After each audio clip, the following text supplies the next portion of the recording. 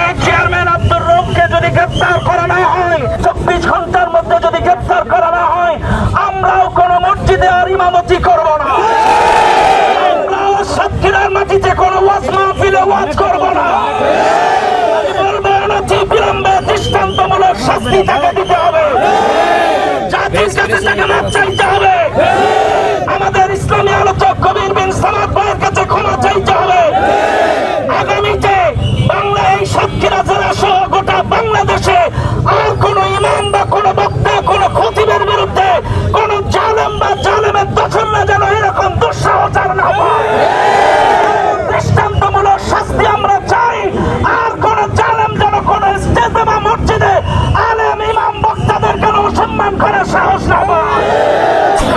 প্রিয় সাতক্ষীরাবাসী, আপনারা লক্ষ্য করেছেন ইসলামী স্কলার কবির বিন সামাদ ভাইকে অপমান করা হয়েছে, মানে ইসলাম কবর করা হয়েছে। কথা বলে ঠিক কিনা বেটি? সুতরাং আগামী 24 ঘন্টার মধ্যে যদি রউফ চেয়ারম্যান সন্ত্রাসী যদি মাপ না চাই, আমরা তার দাঁত ভাঙা জবাব দিতে চাই এবং তাকে গ্রেফতার করে দৃষ্টান্তমূলক শাস্তি দাবি করছি। ঠিক না বেটি? এবং তার সম্পদ কোথার থেকে আয় করেছে? বহু ঘেরের মালিকদেরকে জমির টাকা হারিয়ে দেয় নাই।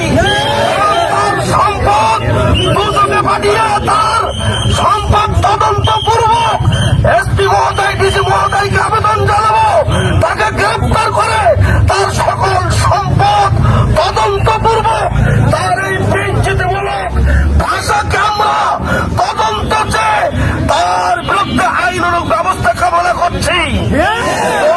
তিনি আগামীকাল জোহরের আগেই জুম্মার আগেই সাংবাদিক সম্মেলন করে যদি তিনি যদি মাপ না চাই, তার বিরুদ্ধে মজলিসুল মুফাসসিরিন জেলা কমিটির পক্ষ থেকে সারা দেশব্যাপী প্রয়োজন পদে হরতাল অবরোধ দিতে বাধ্য হবে। আমাকে ধন্যবাদ। আমরা এই সন্ত্রাসী রউফের কালো হাত আর দেখতে চাই না, তার কালো মুখ দেখতে চাই না। যদি মাপ না চাই, জনগণ যদি ধরে ধোলাই দেয়, আমাদের কিচ্ছু করার থাকবে না। মাস্টার আব্দুল সামাদ সাহেবের কলিজার টুকরা সন্তান জনাব কবির বিন সামাদকে যে অকাত্য ভাষায় গালিগালাজ তিরস্কার করা হয়েছে, একজন মানুষ হয়ে এরকম অমানুষের মতো কথা হাজার